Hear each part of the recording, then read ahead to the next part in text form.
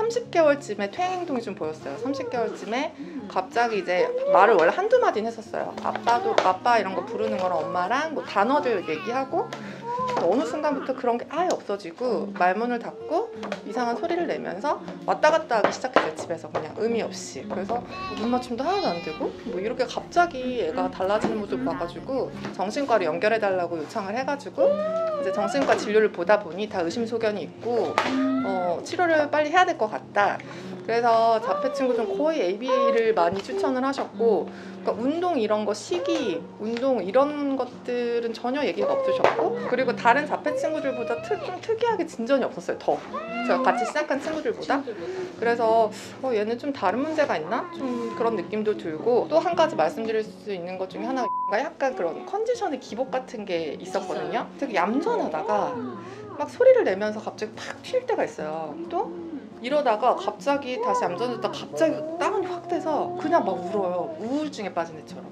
뇌파 쪽에도 좀 치료를 받으면 좋겠다라는 생각을 했던 계기가 그런 기복들과 이제 우울증 같은 것들. 그래서 또 한 가지는 언어적으로 발전이 있다고 느껴졌을 때가, 저희가 한 일주일 정도씩 그냥 여행 갔을 때, 정말 제주도에서 정말 땡볕에서 일주일 동안 바다에서 놀았을 때 갔다 와서 한 2주 정도 언어가 항상 늘어 있었어요. 그래가지고 첫 번째 년도에 갔을 때는 여행하고 쉬면 애가 좋아지나? 이렇게 생각을 했는데, 언어가 늘어났다 그러셨는데 네네. 어느 정도? 뭐 어디 가고 싶어요라든지, 그러니까 조금 더 그러니까 문장으로 이렇게 좀 얘기를 하고 의사표현을 물어봤을 때 바로 답을 하는 거. 지금은 약간 물어봐도 답을 안 한다거나 하는 말만 하거든요. 근데 물론 그때도 완전 늘어난 건 아니지만 엄마가 느끼기나 선생님들 느끼기 평상시랑 다른 느낌? 근데 그게 이제 그 다음 연도에 갔을 때도 똑같이 그 땡볕에서 놀고 나서 좋아진 느낌이 들었고, 빛이라는 것들이 얘한테 되게 긍정적일 수 있겠다 이렇게 생각해 오고 있던 찰나에 어머니가 말씀을 주셔가지고 도움 될 수 있겠다 이런 생각이 들었어요.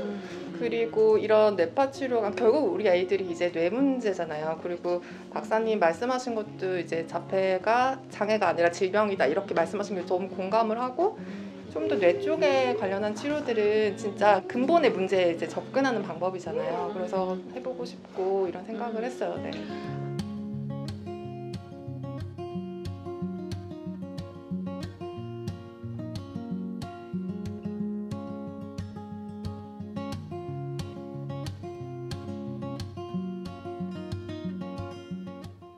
처음 왔을 때 뇌파를 측정한 것을 한번 분석해 보겠습니다. 눈을 감고는 측정을 못해서 알파파의 피크 발달은 분석을 못했고요. 일단 눈을 뜬 상태에서 분석을 해보겠습니다.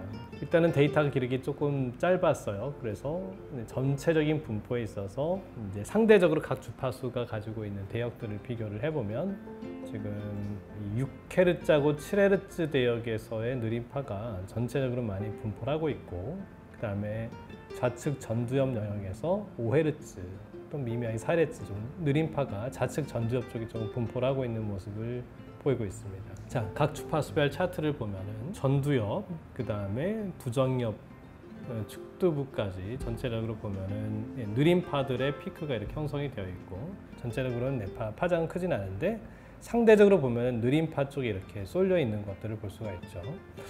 보통 이제 자폐 성향을 가지고 있는 아이들이 갖고 있는 특징 중에 하나가 이렇게 이제 느림파가 많이 발달되어 있고, 전반적으로 전두엽 그리고 축두엽, 두정엽의 골고루 전체적으로 느림파가 많이 분포가 되어 있습니다. 이런 느림파들이 조금씩 이제 줄어들고 기능이 향상되면은 또 알파파가 잘 형성이 돼서 이제 올라가는 그런 패턴들이 보일 걸로 기대를 하고 있고요.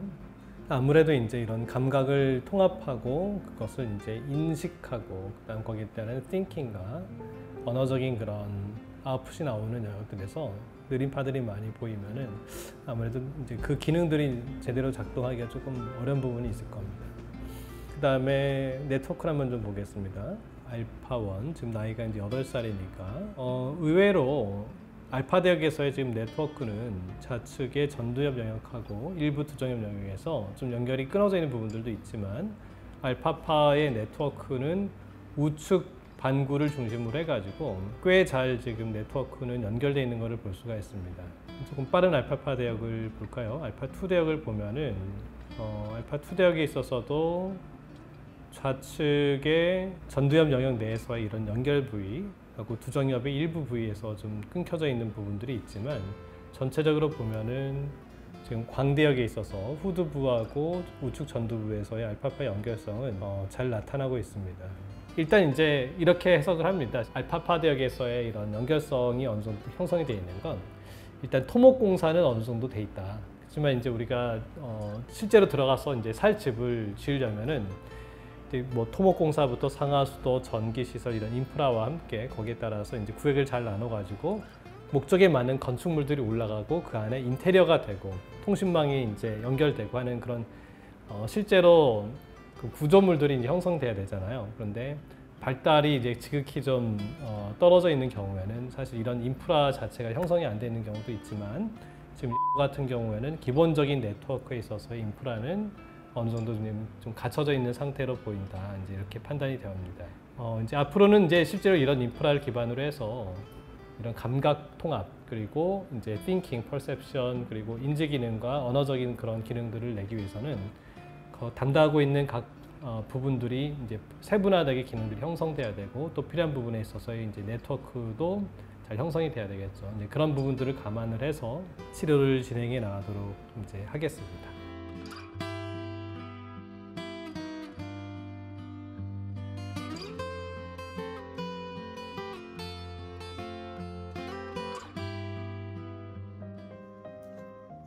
뭐라고 써있어? 제목이 뭐야? 뭐라고 써있어? 나 봐봐. 뭐라고 써있어? 나. 나는 나는 이걸 오 맞아. 출발. 재밌어? 어떻게 해줘? 도봐봐도 돼요? 발 멀리! 발 멀리! 와우! 점프! 어머? 자, 갔다 왔어? 학교 갔어? 헉, 땀나네. 누구야? 보여요? 얘는? 그요. 뽀로로랑 크롱이구나. 짜잔. 이거 뭐야? 어디야? 연아. 너도 수영장 좋아해? 얼만큼 좋아해? 수영장 어때? 수영장 어때? 좋아요. 수영장에서 어떤 옷을 입어요? 수영장에서 뭐 입어? 이거 입어. 오, 수영복 입어. 맞아. 수영 잘해요? 맞아. 수영 잘하더라. 그 테라피를 받고 난 날은 소통이 더 잘 되는 느낌이 들었어요. 그러니까 단편적인 언어뿐만 아니라 비언어적인 것도 있잖아요.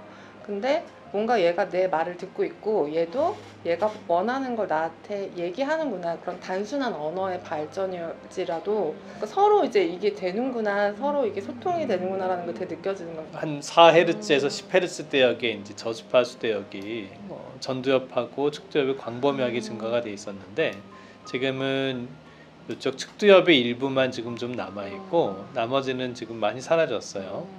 다행이네요. 그렇게 보니까 굉장히 크게 변한 것 같아요. 네, 네.